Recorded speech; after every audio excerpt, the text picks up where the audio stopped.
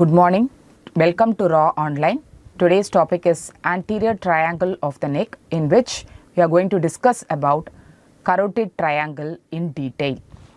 The competency related to carotid triangle are AN 32.2 and 32.7.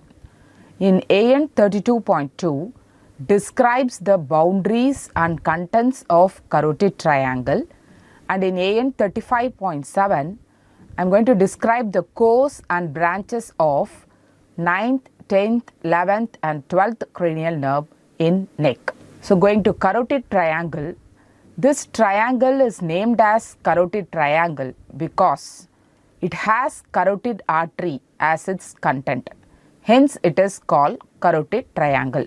So this triangle, before going to the boundaries, it contains the common carotid artery, internal carotid artery and a part of external carotid artery within the triangle.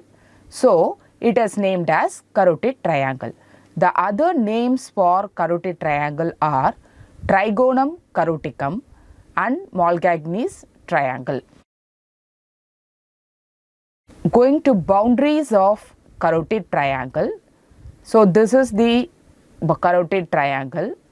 Superiorly it is bounded by posterior belly of digastric muscle, which is shaded in green color.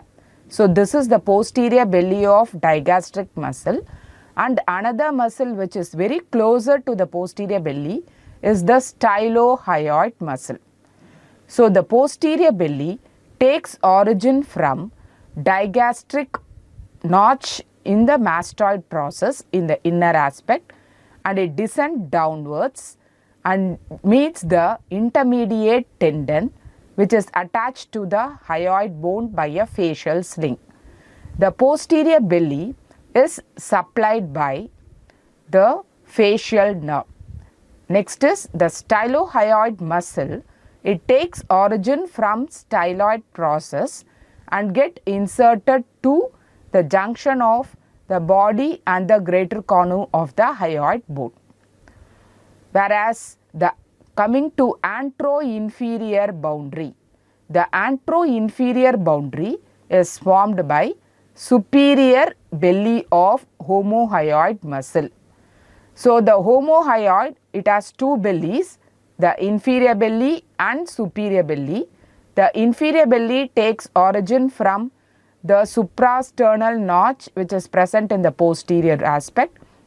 It runs behind the runs first behind the trapezius, and then it comes to the supraclavicular fossa. So this is the inferior belly of homohyoid. You can see here, this is inferior belly of homohyoid muscle. So it meets the intermediate tendon which lies underneath the sternocleidomastoid muscle. So this intermediate tendon is get attached to the clavicle by the fascial sling. So the superior belly takes origin from the intermediate tendon and gets attached to the lower border of the hyoid bone. This is the hyoid bone. So that is the origin and insertion. So the anteroinferior boundary is formed by superior belly of homohyoid.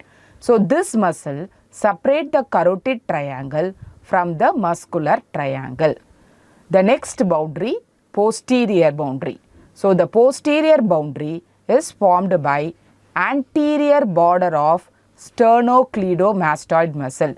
So this muscle is a sternocleidomastoid muscle which has the sternal head as well as the clavicular head. So this border, anterior border of the sternocleidomastoid muscle, forms the posterior boundary. So as a summary, I am repeating the boundaries of the carotid triangle.